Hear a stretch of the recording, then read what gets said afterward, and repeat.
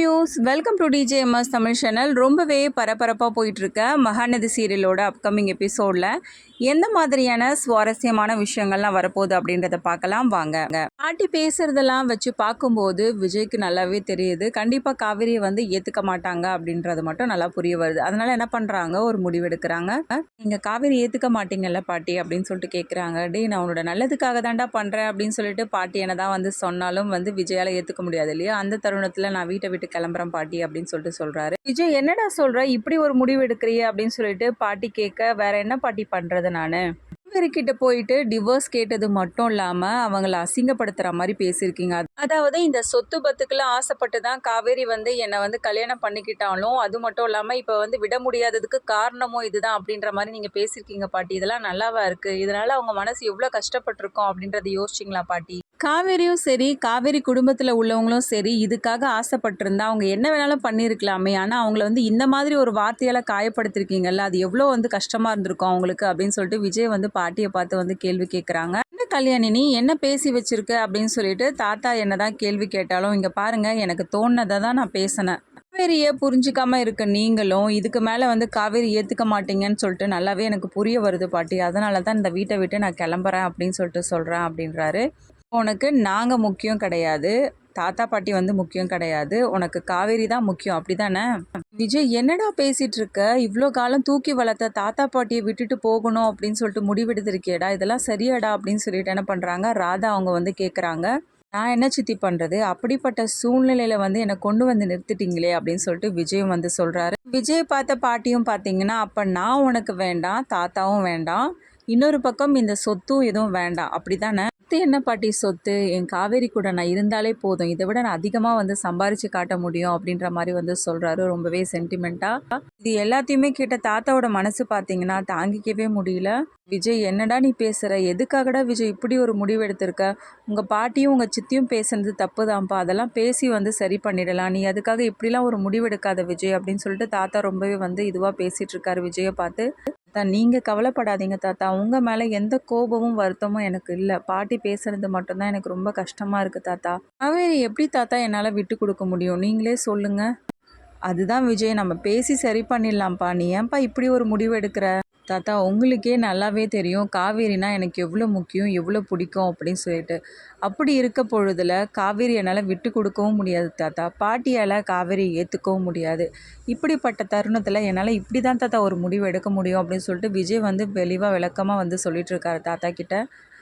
டே விஜய், பேசி தீர்க்க முடியாத பிரச்சனை ஒன்றுமே இல்லைடா, எல்லாத்தையும் வந்து பேசி தீர்த்துக்கலாம்ப்பா அப்படின்னு சொல்லிட்டு தாத்தா சொல்ல, இனிமேலும் பேசுறதுக்கு ஒன்றும் இல்லை தாத்தா அப்படின்னு சொல்லிட்டு மேலே போயிட்டு துணிமணிலாம் வந்து பேக் பண்ணிவிட்டு கீழே வராரு. வந்து கிளம்புறத பார்த்த தாத்தா பாட்டி அவங்க சித்தி எல்லாருமே வந்து தடுக்கிறாங்க. டே வேணாண்டா விஜய், ப்ளீஸ்டா சொல்கிறத கேளுடா அப்படின்னு சொல்லிட்டு தாத்தா ரொம்பவே பரிதவிச்சு போகிறாரு. வேண்டாப்பா விஜய், இங்கே தான் இருப்பா அப்படின்னு சொல்லிட்டு பாட்டியும் வந்து தடுக்கிறாங்க. வேண்டாம் விஜய், இங்கே தான் இரு அப்படின்னு சொல்லிட்டு. இன்னொரு பக்கம் இது எல்லாத்தையும் பார்த்துட்டு இருந்த அன்பரசுக்கு பார்த்தீங்கன்னா பயங்கர ஒரு சந்தோஷமாக இருக்கும். ஏன்னா இந்த சொத்து அனுபவிக்கிறதுக்கு யாரும் இனிமேல் கேள்வி கேட்க போகிறது இல்லையே. ரோஷக்காரன், இனிமேல்ட்டு எனக்கு தெரிஞ்சு அவன் வரதுக்கு வாய்ப்பே இல்லை அப்படின்ற மாதிரி நினச்சிக்கிட்டு இனிமேல்ட்டு எல்லா சொத்தும் நமக்கு தான் அப்படின்ற மாதிரி அவருக்குள்ளேயே வந்து நினச்சி சந்தோஷப்பட்டுக்கிறாரு. இங்கேருந்து கிளம்புன விஜய் பார்த்தீங்கன்னா காவேரியோட வீட்டு வாசல் முன்னாடி வந்து நிற்கிறாரு. இங்கே பாரு காவேரி, எல்லாத்தையுமே விட்டுட்டு வந்துட்டேன், இப்போ எனக்கு எந்த காசு பணமும் கிடையாது, எந்த சொத்து பத்தும் கிடையாது, நான் ஒரு உன்னோட புருஷனை மட்டும்தான் வந்து நிற்கிறேன், இப்போ என்னை ஏற்றுப்பாங்களா அப்படின்னு சொல்லிட்டு கேட்குறாங்க. இதை கேட்ட சாரதாமாவும் பார்த்தீங்களா, என்ன தம்பி உள்ளே வாங்க, ஏன் இப்படி பெரிய பெரிய வார்த்தைகளாக பேசிகிட்டு இருக்கீங்க, இது உங்கள் வீடு தம்பி, நீங்கள் எப்படி வேணாலும் தாராளமாக இருந்துக்கலாம் அப்படின்னு சொல்லிட்டு சாரதாம்மா சொல்கிறாங்க.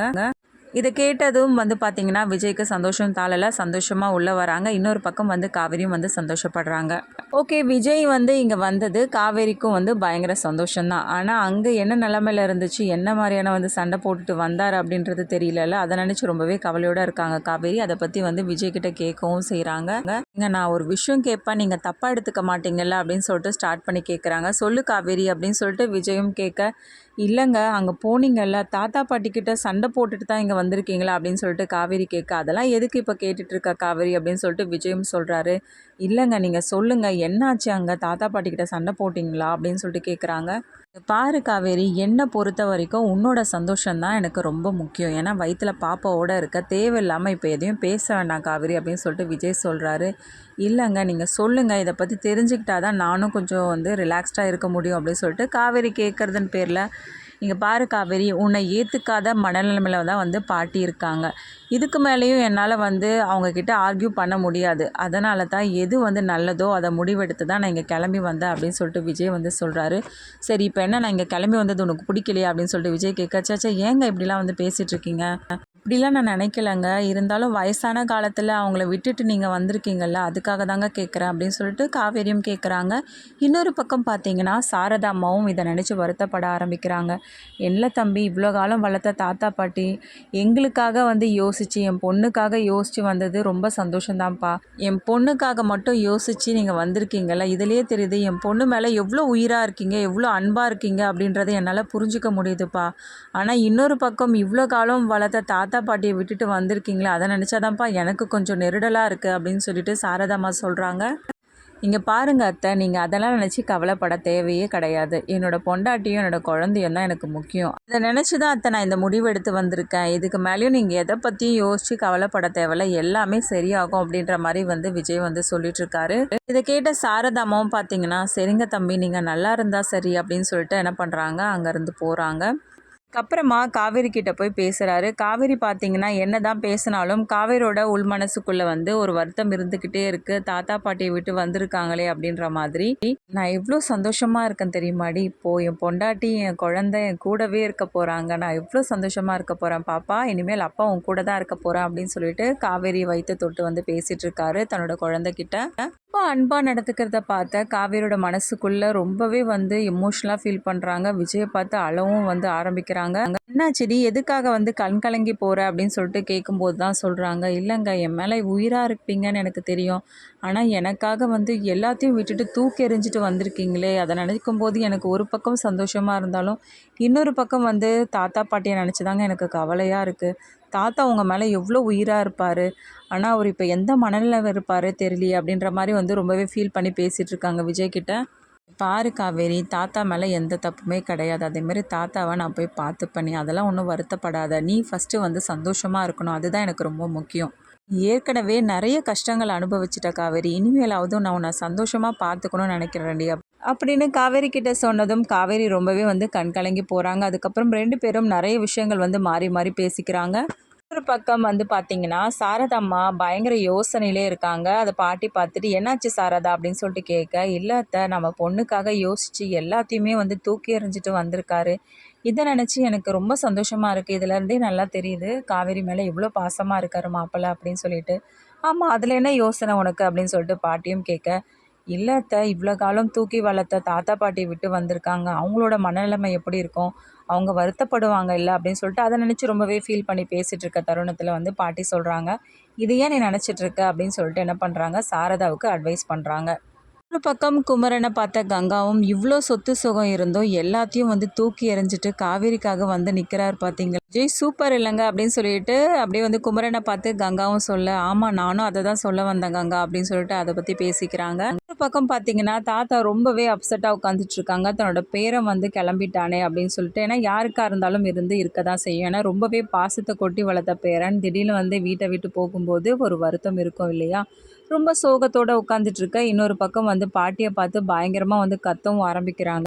இப்போ உனக்கு சந்தோஷமா கல்யாணி அப்படின்னு சொல்லிட்டு தாத்தா வந்து பாட்டியை பார்த்து கேட்டதும், என்னங்க நீங்கள் இப்படிலாம் பேசுகிறீங்க, வேறு எப்படி பேச சொல்கிற, பண்ண வேலையினால இன்றைக்கி விஜய் வீட்டை விட்டே கிளம்பிட்டா, இது எல்லாத்துக்கும் காரணம் யாருன்னு நினைக்கிற, நீ தான் அப்படின்னு சொல்லிட்டு வந்து பாட்டியை பார்த்து தாத்தா கேட்டதும், என்னங்க நீங்கள் இதை மாதிரிலாம் பேசுகிறீங்க, வேறு எப்படி பேச சொல்கிற கல்யாணி, நீ என்ன காரியம் பண்ணி வச்சுருக்க, விஜய் பேசுனதெல்லாம் கேட்டியா இல்லையா, நீ பண்ணது தப்பு அப்படின்னு சொல்லிட்டு உன்னால் ஒத்துக்க முடியுதா கல்யாணி அப்படின்னு சொல்லிட்டு கேட்க, நான் என்னங்க தப்பு பண்ணேன், அவனோட வாழ்க்கை நல்லா இருக்கணும்னு யோசிச்சு தானங்க இதை பண்ணேன் அப்படின்னு சொல்லிட்டு பாட்டி வந்து நியாயப்படுத்தி பேச, திரும்ப திரும்ப பாரு இதே தான் நீ பேசிகிட்டு இருக்க, நீ பண்ண தப்புன்னு சொல்லிட்டு ஒத்துக்கவே மாட்டல அப்படின்னு சொல்லிட்டு தாத்தா ரொம்பவே வந்து கோவத்தோடு பேசுகிறாங்க. இன்னொரு பக்கம் வந்து ராதா வந்து சப்போர்ட்டிவாக இருக்காங்க பாட்டிக்கு. என்னப்பா பேசுகிறீங்க, அம்மா அப்படி என்ன பண்ணாங்க, நீ வாயை மூடுமா, நீ வந்து பேசாத அப்படின்னு சொல்லிட்டு ராதா மேலேயும் வந்து கோவப்படுறாங்க. என்னப்பா நீங்கள் ஏன்ப்பா கோவப்படுறீங்க அப்படின்னு சொல்லிட்டு ராதா கேட்க, வேறு என்னம்மா பண்ண சொல்கிற, விஜயை பற்றி நல்லாவே உங்களுக்கு தெரியும், விஜய்க்கு காவேரினா உயிர்னு தெரியும், அப்படி இருந்தும் இதை மாதிரி அவளுக்கு தெரியாமல் பண்ணும்போது அவனுக்கு கோவம் வராதா பின்ன அப்படின்னு சொல்லிட்டு தாத்தா வந்து பேசுகிறாரு.